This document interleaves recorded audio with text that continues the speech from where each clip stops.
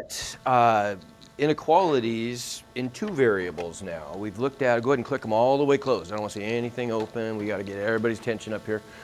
I think this is relatively short. Should maybe even have a little time to work today on this assignment.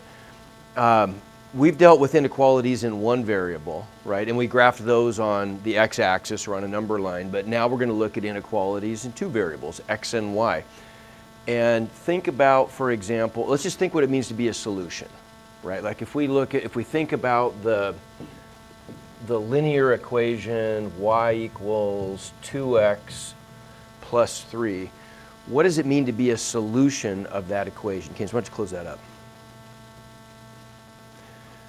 What's it mean to be a solution of that?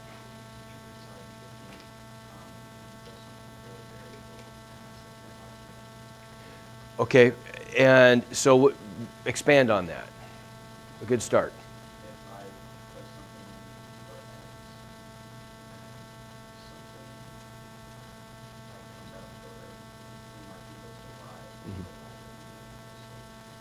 Okay, so close. The x and the y are a solution. A solution in this case is going to involve two values, x and y. What do you think, Hayden? Any point that could be on the, you mean on the line. Okay, that's a great way to think about it. So a solution is going to be a point which sits on that line. Now, what's a point? How do we, tell me about points. It's got no size, but how do we know its location if we're going to graph it? How do we know where to put it in the xy plane? A point. Give me an example of a point, somebody, in the xy plane. 0, 0, okay. How do I know where that goes? Because it's an ordered pair and it has coordinates, right? It has x values and y values that determine where it goes in the xy plane, right? So there are an infinite number of points in the xy plane. How many points sit on that line? How many points make up a line? Well, to define a line, you're right, I only need 2 points to define a line. But how many total points comprise that line? Infinite number, okay. So each one of those points corresponds to an ordered pair, an x value and a y value, that I could plug into this equation. And what would they do if I plugged that x and y value in? It'd make it true, right? And in math we say they satisfy the equation. So that's what solutions do. Solutions, if we forget about the graphing part, and the graphing part's important, but we don't really need that necessarily. Sometimes the graphing part becomes impossible, like if we're dealing with solutions to linear equations that involve 5 or 6 variables. Well, I mean, you can't graph that. That's a higher dimensional space that we can't even relate to. And we'll talk, we'll get to that next unit where we'll talk about, kind of what those spaces would be like. But we don't really need the graph. It's convenient when we're dealing with 2 dimensions like this, just x and y, we only have 2 variables. But if we have a lot more variables, graphing really becomes impractical. However, the solution aspect is always the same for any number of dimensions or variables. I could have three dimensions, x, y, and z. I could have 4 dimensions where I add another variable like a u into the mix, or just 2. A solution constitutes a set of values of those variables, x and y, so an ordered pair that makes the equation true. Okay, so I know this is not like a really high-level thing, but it's a really important thing, I think. So let's just take a look for a second at a line in Desmos, and I want you just to see this visually. I think just having a good feel for this is really important going forward. So let's graph this line I just made up.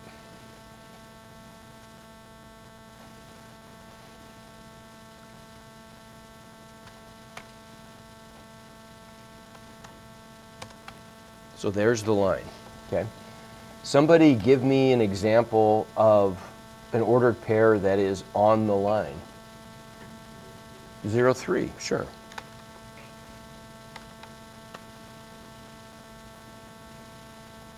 Okay, what's another example of an ordered pair that's on the line? And just do like a T table here in your mind. right? How could I find an ordered pair that's on the line? We could do this all day. How could I come up with an ordered pair? Okay, I know you overachievers are really wanting to get your assignments done, but click those. You really got to be a part of this, or it's going to. So click those Chromebooks all the way closed, please. How could I come up with another point? How could I come up with as many as I wanted to? Yeah, right. I just input a value for x. You pick the x value and calculate the y value. You could even go the other way if you wanted to, but normally the way we write these things, it's easier to input x's and output y's, right? So what if I input a 1? What's the output value going to be? 5. Okay, so I got another point. I could do 1, 5. There's another point that's on the line. Let's do one more. What about like if input -1 for x? What do I get for y, everybody? 1. Yeah, okay. So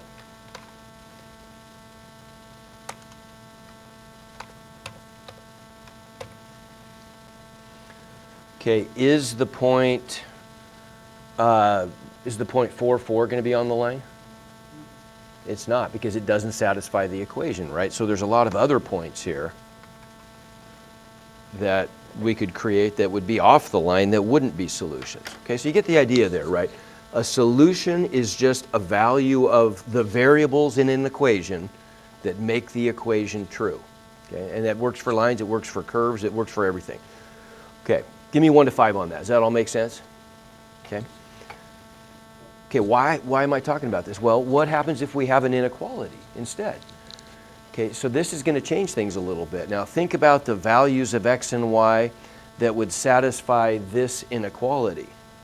Okay, well, let's try some. Does the ordered pair 7, 4 satisfy the inequality? How would I check? Substitute, just plug it in and see. Okay, so what happens if I plug in 7, 4? I get what? 4 goes in for y, so I get 4 is greater than or equal to negative 2x, 2 times 7 plus 9. Okay, is that true? Let's see, 4 is greater than or equal to negative 14 plus 9. What's negative 14 plus 9? True or false? True. So that is a solution, right? How about negative 1, 3? Let's try that one. So I plug 3 in for y. 3 is greater than or equal to negative 2 times negative 1 plus 9. 3 is greater than or equal to 2 plus 9. False? Would you agree? So that's not in our solution set. And then finally, how about this guy, 10, 5? And you'll see why am I doing it? You'll see an important point here. So if I plug these in, I plug the negative 5 in for y, true or false? Oh, and by the way, when you're testing out values like this, you're really supposed to put a question mark over whatever the operator is, or we have an equation or an inequality, because we don't know yet. We're just checking these to see if they work. So negative 5 is greater than or equal to negative 2 times 10 plus 9. Well, we can see that's going to be true, isn't it? That's going to give us a big negative number, right? So what do we get? Negative 5 is greater than or equal to negative 11. Okay, so that's also true. Okay, so let's graph this thing and see what we get. Let's graph y equals negative 2x plus 9.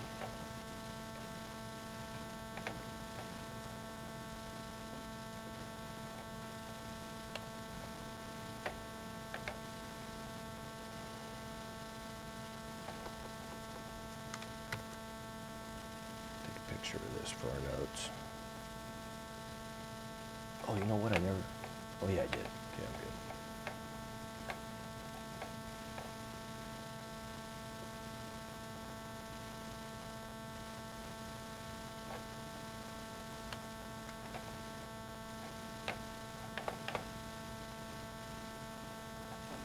Okay, so what was our,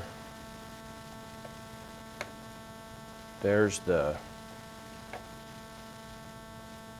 equation. We're going to graph the boundary line, how about?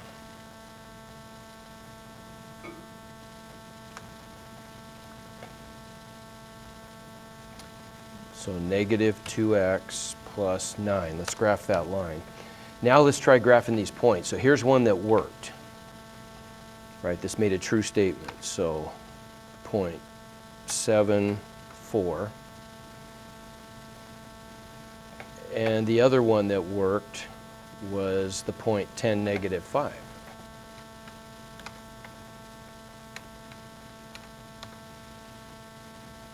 Okay. Both of those worked. The point that didn't work was negative 1, 3.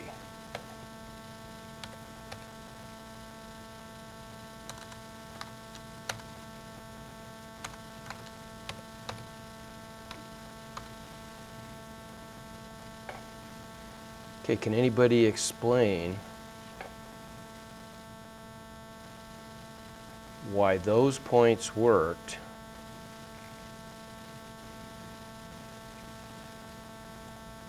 the blue points worked and the green point did not?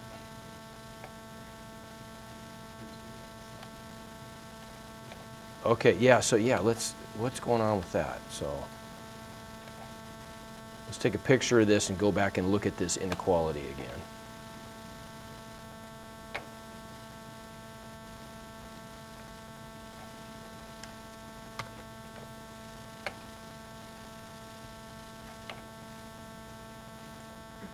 Okay, so that's the inequality we were graphing.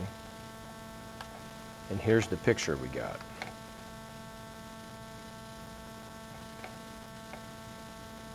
So again, the blue points were solutions and the red point was not. So what do you think this inequality, it's not just an equation, we graphed the line, but when I include that inequality sign, what's that doing to the set of all possible solutions?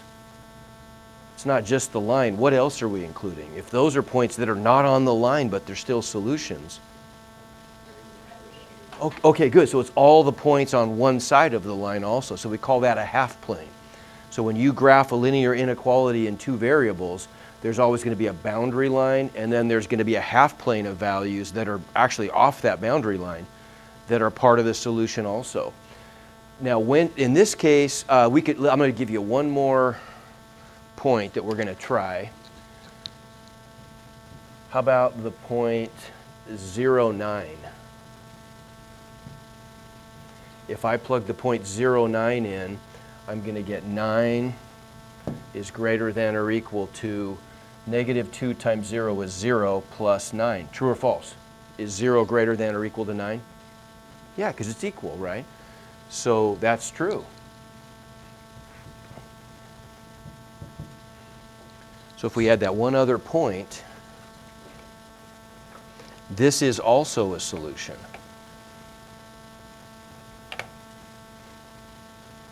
Where'd that go? Oh, there it is.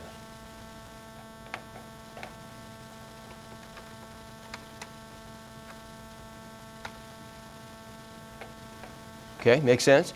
Now, would that change if I didn't include that equal sign? Would the point 0.9 have been a solution? No, because then we would have had the result, if that equal sign were gone, it were just an inequality, I would have had 9 is greater than 9, which is false, right? Have you guys looked at these before, graphs of, okay, so this isn't anything new. Okay, so then really there's two parts. The boundary line may or may not be included. It just depends on whether or not you have an equal sign included with the inequality. If you do, the boundary line is going to be part of your solution. Otherwise, only the half plane will be, okay? So how can we graph linear inequalities in two variables? Well, really, it's pretty obvious what we need to do. We need to find the boundary line, and then we need to determine which half plane is the solution and which half plane is not. So there's two ways you can do this. They're equally good. Kind of take your pick, which I would say whichever one is most convenient based on where you start. You graph the boundary line. If it doesn't include an equal sign, then it's not part of the solution, and so we graph it with a dashed line, which indicates it's only a boundary, not a solution. If it includes an equal sign, then the boundary line becomes a solid line, which just tells us it's part of the solution. And then really all you have to do is just choose a test point that's not on the boundary line, that's on one side or the other, and plug it in and see if it satisfies the equation. In our example, like if we chose the test point -1, 3, which was not on our line, and it's false, that tells us that the shaded half plane must be on the other side of the line. Does that make sense? If I choose a test point like 7,4 and it works, then I know I shade the side that includes that point. What would always be the easiest point to test if it's not on the line? 0, 0, of course. Yeah, just plug in 0, 0, because then all the x's and the y's are just going to disappear out of the equation. It makes it really easy to evaluate. Now, if the line goes through the origin, you would have to pick something else. Okay.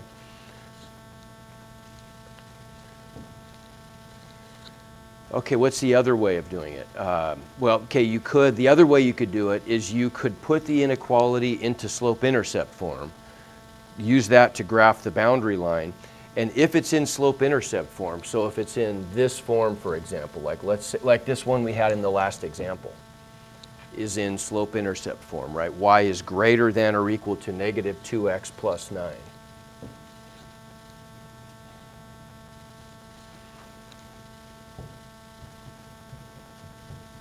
If it's in slope-intercept form, think what this means. We want to, the y values that are going to be in our solution set are going to be the y values that are greater than or equal to this boundary line, right? Now, y is the vertical variable, so how do you interpret that? We want the solution set, so the shaded half plane is going to include all of the y values greater than or equal to our boundary line. What's that mean? What's that mean in terms of the xy plane? If a y value is greater, point with your fingers. Where does that mean? Yeah, it means we're looking above, doesn't it? Greater y values would be above something, lesser y values would be below. So as long as we have it written in slope-intercept form, that's telling us shade above. If I had y is less than some boundary line, we would automatically shade below. So if the line starts off in slope-intercept form, or if it's really easy to put it into slope-intercept form, then this is also a good way to do it. Okay, give me 1 to 5. How are we doing? Okay, let's try a couple. So what about this one? So it's in slope-intercept form.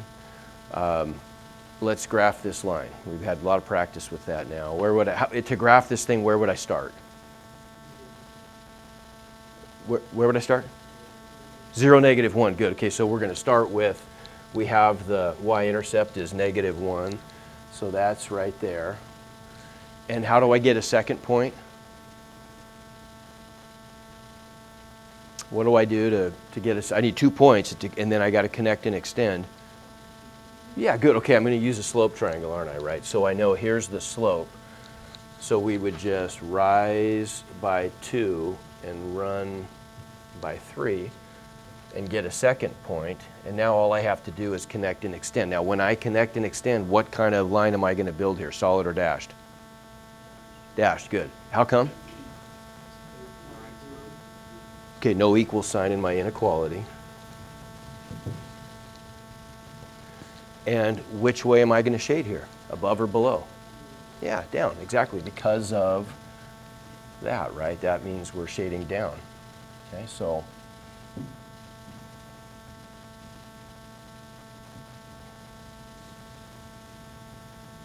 that's what my solution would look like. It's everything below that boundary line. Okay, give me thumbs. We good on that? Okay. How about one like that? Okay, probably in this case, you know, it's, what do you think here? And we could do this either way, but to graph this thing, I mean, we could just choose values of x and y and plug them in to get 2 points. You know, I think it's generally easier to put it in. And just if you want to kind of at least start off doing something consistent, let's just put them into slope-intercept form and then graph it using slope-intercept form, and that way we know immediately if we're shading above or below. So what would be the steps to put this into slope-intercept form? Bring the x over. Okay, so we get 3y is less than or equal to negative 5x plus 12, last step. And what's that going to give us? So we get y by itself. I divided by a positive so I don't flip inequalities. What am I going to get on the right side? Because I really want to divide each term separately, right? So what's the first term going to be? Negative 5/3 x plus 4. Okay. So this is a pretty easy one to graph. Where do I start?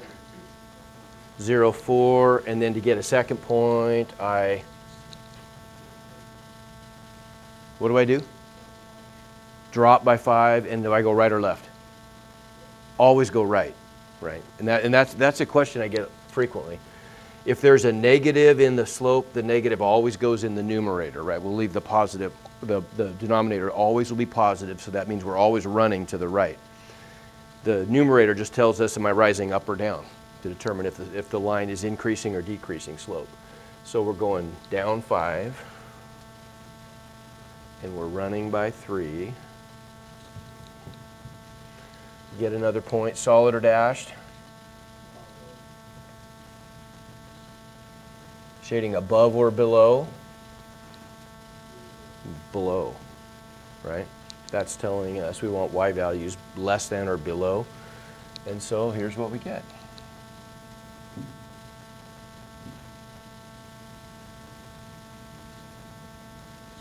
Okay, good? Piece of cake, right? No big deal. You got this. Get a little practice. What about that one? What would that look like? Okay, vertical boundary line. And it'd be at 2, good. So we get over 2, solid boundary line. Everybody point with your fingers. Which way am I shading this time? Yeah, we're talking x values. X is the horizontal variable, so we want x values that are greater than. We're just shading to the right. Got it. Okay.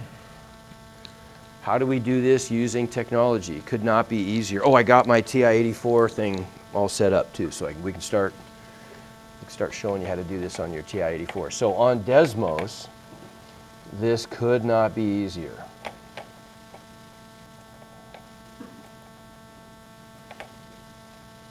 Desmos is easier to use for this stuff than a graphing calculator. Because in Desmos, you literally can just type the inequality exactly as it looks. You don't have to solve for y. So we just type negative 3x minus 4y is less than negative 8, and look what it does. Okay, it gives you the shaded half plane, and notice it even gives you a dashed boundary line. Okay, so that's pretty slick. What happens if I want to create a less than or equal to? How do I do that?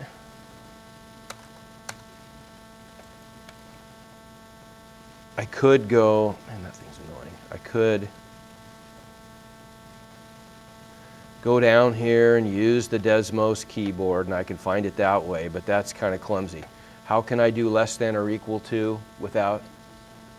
Yeah, just type a less than symbol and then type an equal sign, and it knows to merge those, and then it gives me a solid boundary line. Okay? All right. So what about on the TI? Raise your hand if you have a TI-84. A few people have a TI-84. Okay. Is it a big deal to have a TI-84? I think it's not a bad idea. You're going to need them next year, and you're going to probably need them in college, so I think it wouldn't be a bad thing to get.